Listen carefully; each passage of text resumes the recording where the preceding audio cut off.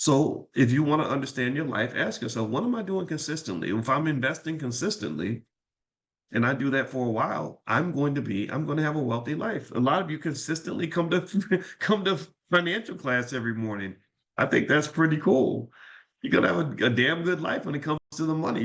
You probably know at least 50 or 100 things that 99% of the American population does not know, because I don't dumb the class down just because you're black or no, I can't help it. I'm a professor. I'm going to talk about whatever comes to my mind. And sometimes the ideas that come to my mind might be complex.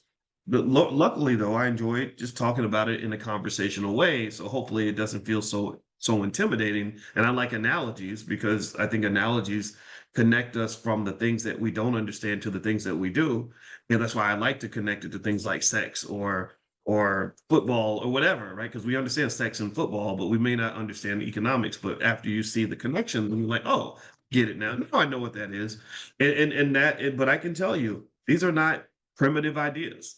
Many of the ideas that we discuss in this space come right out of academic literature, cutting edge financial theories that drive the freaking planet, that drive this whole system that intimidates so many people, this whole system that dominates and it can exploit and extort and build and grow and does these massively powerful things, wonderful and terrible at the same time. I can chop it up and break it down like it's a piece of sushi. And then we just eat one little piece after another.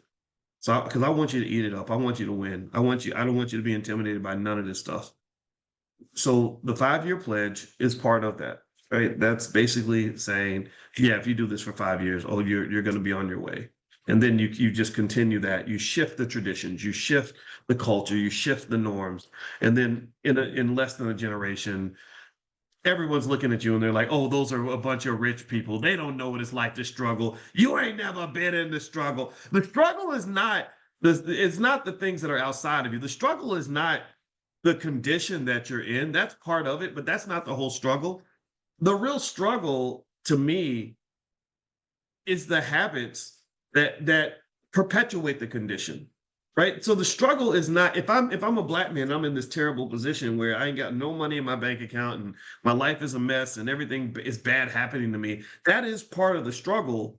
The real struggle might be how I approach the struggle. That's the struggle. So if I fix that struggle, the internal struggle of how I even go about solving some of these problems and how I go about making short-term and long-term planning, how I go about making minute by minute decisions in my life. If I overcome that struggle, then all the other struggles are going to disappear, because what I don't understand is that my condition does not define my life. My condition is a symptom of who I am and how I go about approaching things. Your life is a symptom of you. It's a symptom of you. And they say that they say what they said in that Dallas Cowboys documentary. It was great. The guy said, he said, victory has 1,000 fathers, but failure is an orphan. Right? Or and another one I heard where they said everybody is self-made, but only successful people are willing to admit it. Everybody's self-made, but only successful people are willing to admit it. Unsuccessful people won't say they're self-made. They'll say, well, I was made by this person. I'm a product of this environment and da-da-da, right? But successful people are like, look at me and look at what I did and look at what I overcame and buy my book because I'm telling you how I did it, right? And but at the end of the day, neither is really true, right? You're not completely self-made, right? You come from a community, you come from an environment, you had people around you that gave you some type of love and support, even if it was few and far between. You had people that you should give credit to, and that's really important.